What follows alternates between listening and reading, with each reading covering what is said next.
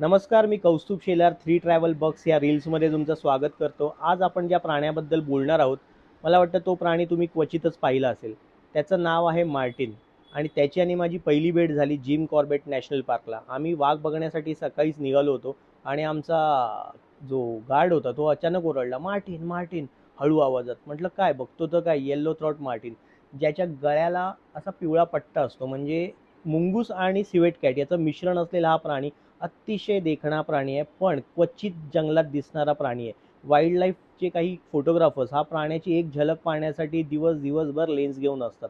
हा प्राणी आपल्या वेस्टर्न घाट या ठिकाणी फार कमी, पण हिमाचल, उत्तराखंड, शिमला, उटी, मनाली इकडच्या फॉरेस्ट लँडमध्ये जास्त दिसतो। त्याच्यामुळे तुम्हाला जर हा प्राणी बघायचा असेल कधी आणि तुम्हाला जर खरोखर आवड असेल तर तुम्ही तिकडच्या साईडच्या जंगलामध्ये जाऊ शकता आणि हा प्राणी बघू शकता।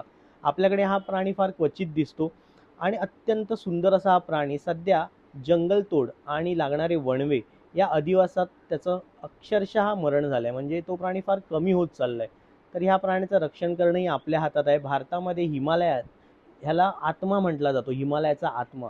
तर असा सुंदर प्राणी तुम्हाला बघायचा असेल तर नक्कीच तुम्हाला उत्तराखंडला जिम कॉर्बेटला जावं लागेल, किंवा अधिक मी सांगितल्याप्रमाणे त्या दुसऱ्या नॅशनल पार्कला।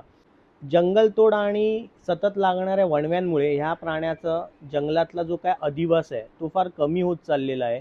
हा प्राणी अतिशय दुर्मिळ होत चाललेला आहे। काही दिवसातच ह्या प्राण्याचं रेड लाईनमध्ये नाव येईल, पण असं नको होण्यासाठी आपण जंगलतोड कमी केली पाहिजे।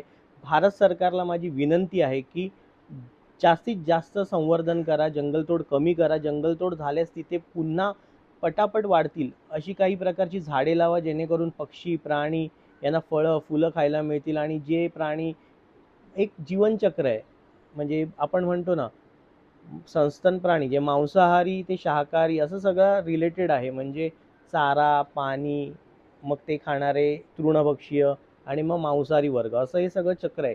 हे चक्र जर चालू राहिलं तरच आपलं संवर्धन होईल जंगलांचं, आणि ह्याच्यासाठी आपण नेहमी प्रयत्न करू। तुम्हाला आमचा व्हिडिओ आवडल्यास लाईक करा। आम्ही आमच्या व्हिडिओवर नेहमी वाईल्ड लाईफ रिलेटेड, प्राण्यांशी, पक्ष्यांशी, फुलं म्हणजे निसर्ग रिलेटेड व्हिडिओ बनवत असतो आणि जनजागृती करत असतो। जर तुम्हाला आमचा व्हिडिओ आवडला असेल तर नक्की चॅनलला सबस्क्राईब करा आणि आमचे मित्र व्हा। धन्यवाद।